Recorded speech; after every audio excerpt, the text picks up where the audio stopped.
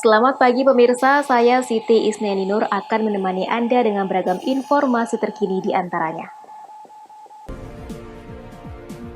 Sekolah di tebing tinggi tunda KBM tatap muka. Buruh produksi face shield di batubara. Ulos di Pematang Siantar mulai bangkit di masa adaptasi kebiasaan baru. Selain cuplikan berita tadi, kami juga akan menghadirkan beragam informasi lainnya. Pemirsa, kita jelang sumut hari ini pagi selengkapnya.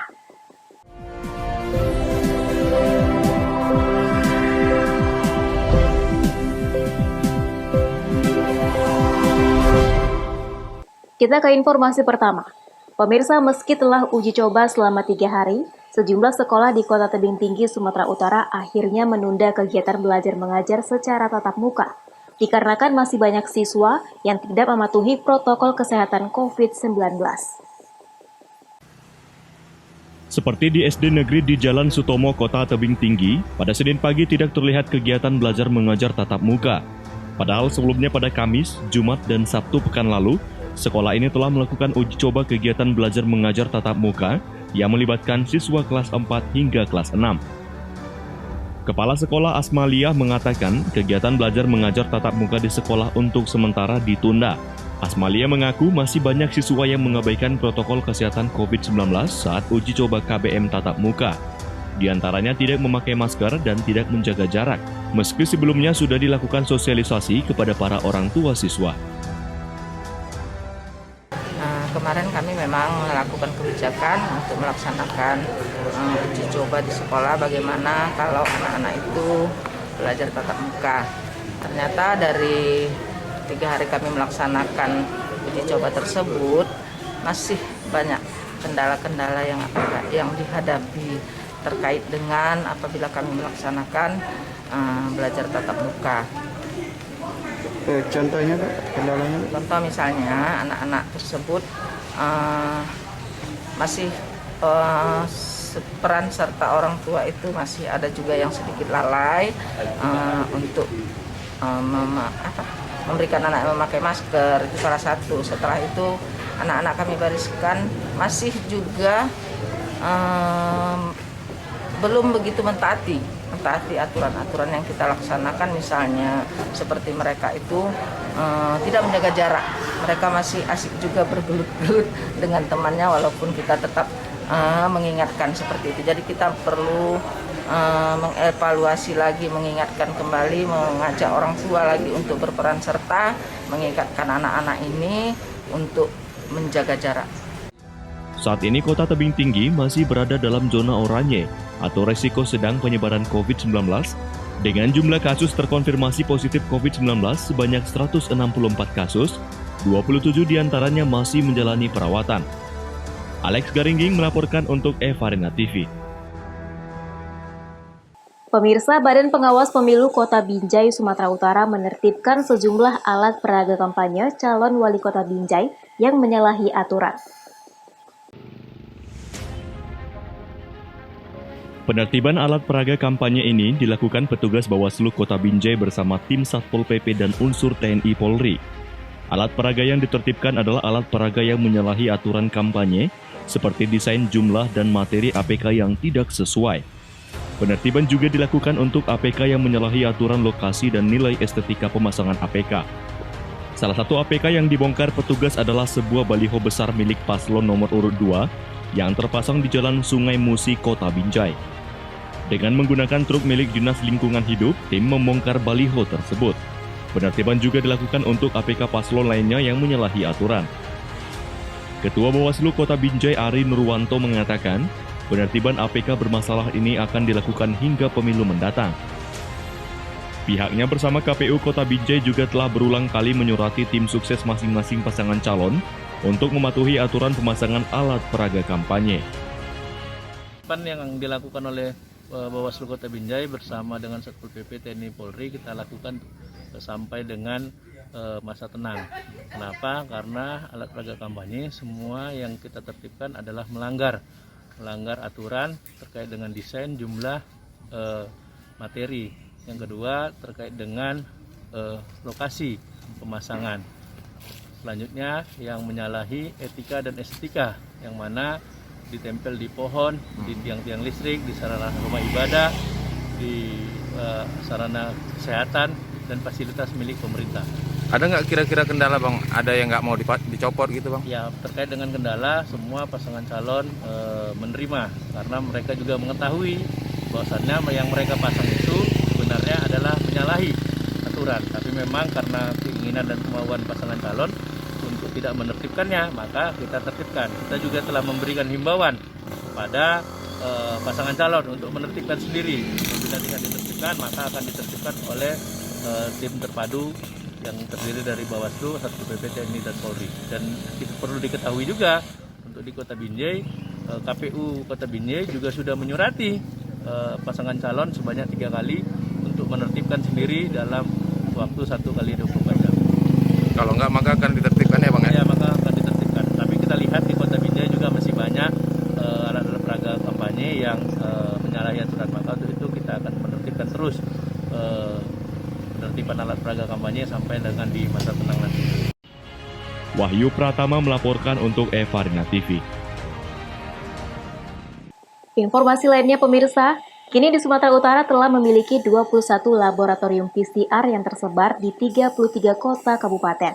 Hal utama mengapa Sumut sangat membutuhkan laboratorium PCR karena tingkat penularan COVID-19 yang semakin meningkat.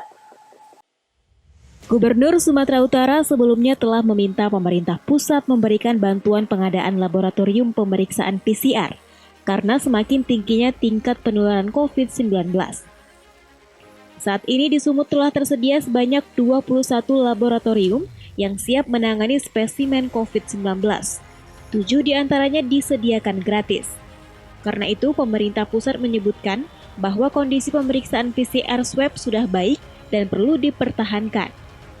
Hal utama mengapa Sumut sangat membutuhkan lab PCR adalah karena tingkat penularan corona yang semakin meningkat. Bahkan Sumatera Utara kini akhirnya memiliki mobil PCR dalam upaya percepatan penanganan COVID-19. Mobil yang didatangkan oleh pemerintah Kabupaten Batubara ini merupakan mobil PCR pertama yang ada di Sumatera Utara. Dengan adanya laboratorium PCR tersebut, berkaitan dengan kapasitas pemeriksaan spesimen yang diperiksa setiap harinya di laboratorium yang ada. Sebagaimana standarisasi WHO, targetnya sebesar 1.000 orang setiap 1 juta penduduk per pekan. Adapun lokasi laboratorium biomolekuler PCR di Sumut, yakni di Rumah Sakit PHC Medan, Rumah Sakit Umum Daerah Adam Malik, Rumah Sakit USU, Fakultas Kedokteran USU, dan Rumah Sakit Umum Daerah Serdang Bedagai. Selain itu, agar pemeriksaan bisa berjalan cepat, maka sumber daya manusia harus terpenuhi. Maka Satgas COVID-19 Sumut mengambil kebijakan menempatkan staf dari Dinas Kesehatan Provinsi di laboratorium, terutama menangani administrasi agar spesimen yang keluar masuk bisa berjalan baik. Tim Liputan melaporkan untuk Evarina TV.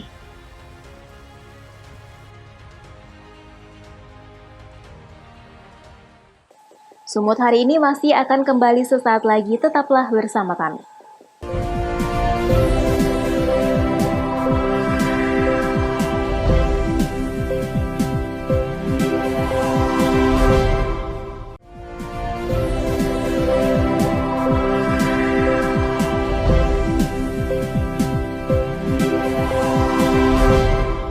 Terima kasih masih bersama kami.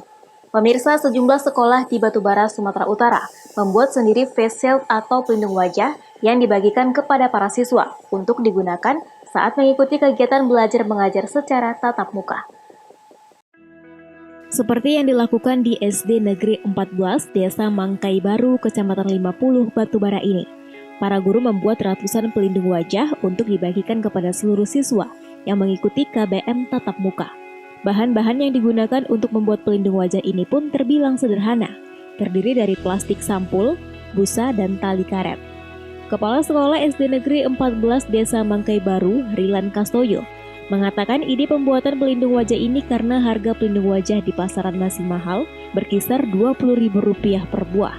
Sedangkan jika membuat sendiri, hanya memerlukan biaya Rp6.000 hingga Rp8.000 saja. Menurut Rilan, penghematan anggaran dari pengadaan pelindung wajah tersebut dapat dialihkan untuk pengadaan tempat cuci tangan, masker, dan hand sanitizer. Menurut protokol kesehatan untuk COVID-19 ini, kami persiapkan untuk persiapan tatap muka dengan membuat face shield sendiri. Jadi pertimbangan kami membuat face shield sendiri ini mengingat biaya untuk itu di sekolah itu terbatas, jadi kami inisiatif buat sendiri, di mana ketika itu pasaran face shield di luar sana itu berkisar 18 sampai 20 ribu. Jadi kami inisiatif buat sendiri dan ternyata kena biayanya itu per PCS-nya itu kurang dari 10.000, kisarannya sekitar 6 sampai 8.000. Jadi kami kira itu cukup menghemat biaya. Kami buat sendiri sehingga pendanaan lainnya itu bisa kita gunakan untuk lainnya. Misalnya pengadaan masker untuk siswa, pengadaan tempat cuci tangan, kemudian hand sanitizer, disinfektan, dan lain sebagainya. Jadi itu pertimbangan kami membuat face shield itu sendiri.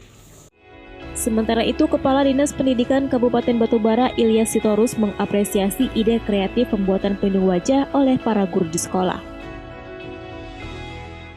Jadi saya beberapa waktu yang lalu juga sudah pernah kemari melihat persiapan sekolah ini, bahwa beberapa hal yang berkaitan dengan protokol kesehatan itu mereka kerjakan sendiri, dan ini kita berikan apresiasi dari Dinas Pendidikan, dan Pak Bupati juga sudah mendapat informasi ini bahwa sekolah-sekolah di Batubara ada beberapa yang mengerjakan sendiri seperti ini, dan ini kita berikan apresiasi. Saat ini sudah ada 162 sekolah mulai tingkat SD hingga SMP yang menggelar KBM tatap muka di Batubara dengan menerapkan protokol kesehatan COVID-19 secara ketat. Taufik melaporkan untuk Eva Rina TV.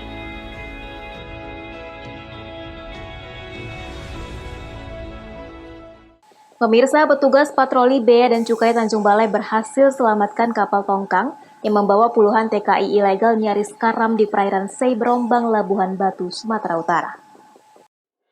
Petugas Bea Cukai Tanjung Balai yang sedang berpatroli berhasil menyelamatkan kapal tongkang yang nyaris karam, membawa puluhan TKI ilegal di perairan Seiberombang, Labuhan Batu, Sumatera Utara. Kapal tersebut terombang-ambing di lautan lepas. Para TKI ini terdiri dari 16 laki-laki, 4 wanita, dan 2 balita yang berhasil diselamatkan petugas patroli Bea Cukai Teluk Nibung. Petugas juga mengamankan 3 ABK. Kemudian para TKI ilegal dilakukan pemeriksaan kesehatan dan rapid test dan hasilnya non-reaktif. Begitu juga dengan pemeriksaan barang bawaan, petugas tidak menemukan barang terlarang. Menurut Safran Ali, salah seorang TKI ilegal, kapal mereka terombang-ambing di lautan selama 2 hari dan mereka makan seadanya sambil menahan rasa lapar. Hal ini diperparah dengan kondisi kapal tongkang yang bocor dan nyaris tenggelam di dalam situasi gelap gulita di tengah lautan. Gimana? Penumpang itu bocor. Terus? Jadi bocor, langsung hampir tenggelam. Nah, jadi setelah itu kami timba air bersama-sama dengan kawan-kawan. Kita buat lagi ditimba lah, mana mungkin lah kita bisa timba. Air laut yang masuk kita dengan tenaga keluarkan kan tidak mungkin. Iya, terus diselamatkan oleh kapal. Tapi diselamatkan oleh, alhamdulillah datanglah Bapak kita Bea Cukai datang ke sana, kami langsung selamatlah semuanya. Kami sangat terima kasih sekali kan. Aturan kami tak berenang, sekarang aturan kami berenang jadi tak berenang lagi kan, itulah macam. Sementara itu, para TKI ilegal diserahkan ke pihak imigrasi Tanjung Balai Asahan guna proses lebih lanjut sebelum dipulangkan ke kampung halamannya masing-masing. Melakukan pemeriksaan sesuai dengan standar SOP yang kita lakukan terhadap teman-teman yang membawa barang. Kita lakukan pemeriksaan barangnya, termasuk terpasana orangnya. Selanjutnya, sesuai dengan protokol COVID, kita mengundang koordinasi dengan KKP ya, KKP untuk dilakukan rapid test untuk kepada seluruh awak ABK dan juga penumpang yang kita tadi sebutkan sebagai TKI. Sehingga hasil yang keluar dari teman-teman KKP tadi, semua yang ada di dalam kapal tersebut, 22 orang TKI plus 3 orang ABK-nya, krunya itu dinyatakan non-reaktif semua. Wanda Pratama melaporkan untuk Eva Rina TV. Pemirsa, memperkuat ketahanan pangan di Kabupaten Tapanuli Selatan. Polres Tapanuli Selatan panen jagung dan ubi perdana seluas 1 hektar lebih di lahan asrama polisi Sitataring, Kota Padang Sidimpuan. Selain di lahan ini, dalam waktu dekat Polres Tapanuli Selatan juga akan panen palawija lainnya di berbagai lokasi di Tapanuli Selatan dan Kabupaten Padang Lawas Utara. Kapolres Tapanuli Selatan AKBP Roman Smaradana dan Ketua Bayangkari Cabang Tapanuli Selatan Nyonya Pepin Roman melakukan panen perdana jagung dan ubi seluas 1 hektar lebih di lahan asrama polisi Sitataring, Kota Padang Sidimpuan. Penanaman jagung dan ubi ini digalakkan Kapolres AKBP Roman sejak bertugas sebagai Kapolres Tapanuli Selatan 6 bulan lalu sebagai bentuk apresiasi terhadap program pemerintah dalam ketahanan pangan. Penanaman dan perawatan jagung dan ubi ini sepenuhnya dilakukan oleh anggota kepolisian dan ibu-ibu Bayangkari. Kapolres Tapanuli Selatan AKBP Roman Smaradana menyampaikan, semua hasil panen jagung dan ubi sepenuhnya akan diserahkan ke masyarakat sekitar dan kepada anggota Polri. Selain melakukan penanaman jagung, Polres Tapanuli Selatan juga memanfaatkan lahan kosong di asrama polisi Sitataring untuk menanam umbi-umbi lainnya. Terdapat seluas 0,5 hektar lebih lahan ditanami umbi-umbian. Kita tanam semalam itu ya Pak ya? Iya, betul sekali. Ini sekarang sudah matang dia. Kita melaksanakan panen di Aspol Sitataring Polres Tapanuli Selatan. Bukan hanya jagung, nanti pun kita akan panen jahe, ketela rambat, dan kacang-kacangan yang ada di sini. Ini dalam rangka ketahanan pangan atau gimana? Dalam rangka ketahanan pangan, sesuai awal kita tanam di sini, ini dalam rangka ketahanan pangan, program daripada pemerintah untuk membantu masyarakat yang terdampak COVID-19. Hasil jagungnya nanti tanamannya dikasih kemana Pak? Hasil jagung ini nanti akan kita berikan kepada masyarakat yang membutuhkan.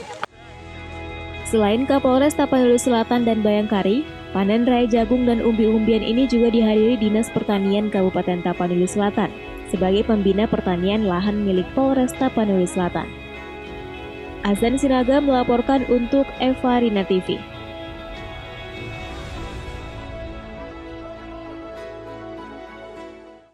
Sumut hari ini masih akan kembali sesaat lagi, tetaplah bersama kami.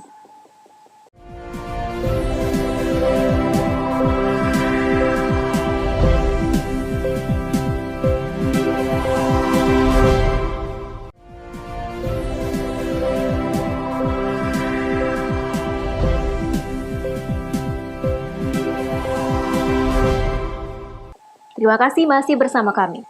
Pemirsa, pandemi COVID-19 sangat berdampak kepada pelaku UKM termasuk para penenun ulos maupun penjual ulos. Namun di masa adaptasi kebiasaan baru, penjualan produk ulos mulai kembali menggeliat di Pematang Siantar, Sumatera Utara. Setelah kembalinya masyarakat menyelenggarakan pesta adat, berikut informasinya untuk Anda. Pemirsa, saat ini saya sedang berada di Pasar Horas Jaya, Kota Pematang Siantar, yang merupakan salah satu sentral penjualan kain ulos yang ada di Pematang Siantar. Sebelumnya, kain ulos di masa pandemi mengalami penurunan minat pembeli. Namun di masa adaptasi kebiasaan baru saat ini, seperti apa sih geliat kain ulos ini?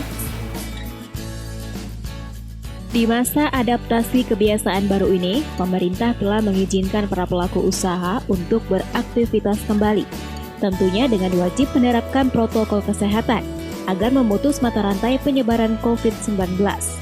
Untuk itu, saya mendatangi salah satu kios pelaku UKM yang ada di Pematang Siantar, tepatnya di Pasar Tradisional Horas Jaya, Pematang Siantar. Ya, saya mendatangi kios ulos. Pasalnya, ulos adalah salah satu kain khas Batak Toba yang juga menjadi oleh-oleh khas dari Pematang Siantar.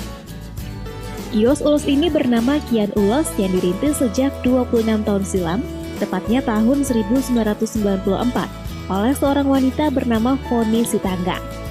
Tak hanya menjual berbagai jenis kain ulos, Kian Ulos juga menjual pakaian wanita dan pria berbahan dasar ulos. Hingga saat ini, Foni Sitanggang berhasil menjadikan ulos sebagai kebutuhan sehari-hari masyarakat dengan memberdayakan para penenun yang dasarnya seorang ibu rumah tangga.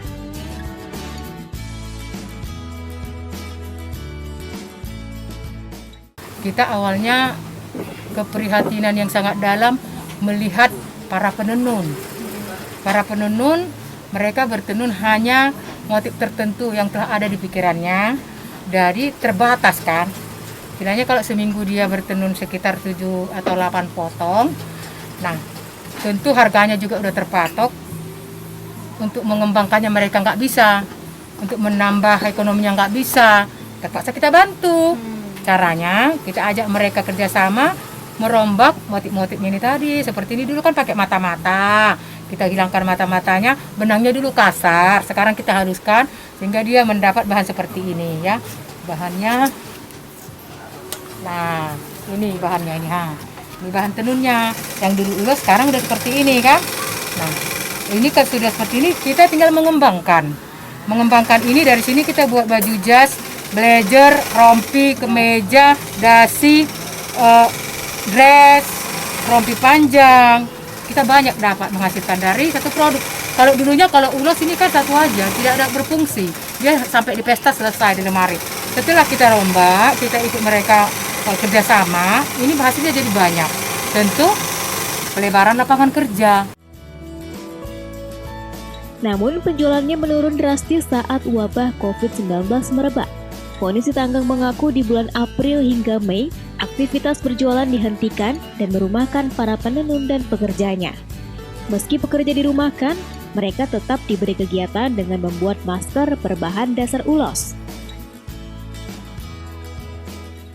Para penenun kebingungan, kewalahan karena produk yang mereka kerjakan sudah ada, tapi datang pandemi langsung tidak bisa kita gunakan, tidak bisa kita tampung karena kita pun para teman-teman para pedagang kan nggak bisa aktif jualan.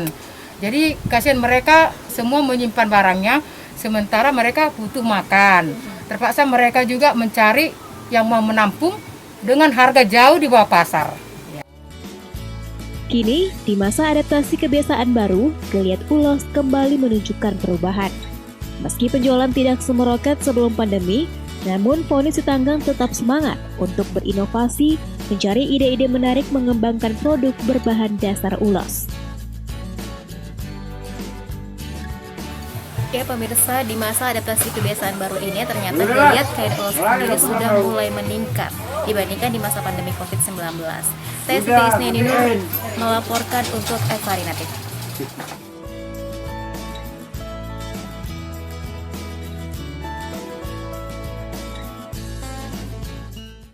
Pemirsa, pemerintah Kota Bandung membangun danau retensi pengendali air di kawasan Bandung Timur. Danau seluas 1.400 meter persegi tersebut diproyeksikan untuk mengatasi banjir di kawasan Gedebage karena dapat menampung 5,8 juta liter air hujan. Saat ini progres pengerjaan telah mencapai 42% dan diproyeksikan rampung pada bulan Desember mendatang.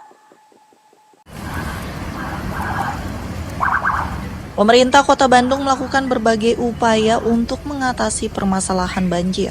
Selain mengencarkan program Dram Polri di seluruh wilayah, saat ini Pemkot Bandung juga tengah membangun sejumlah danau retensi pengendali air. Salah satu danau retensi yang saat ini tengah dalam pengerjaan, yakni Danau Retensi Gedebage yang berada di Jalan Soekarno-Hatta, Kota Bandung.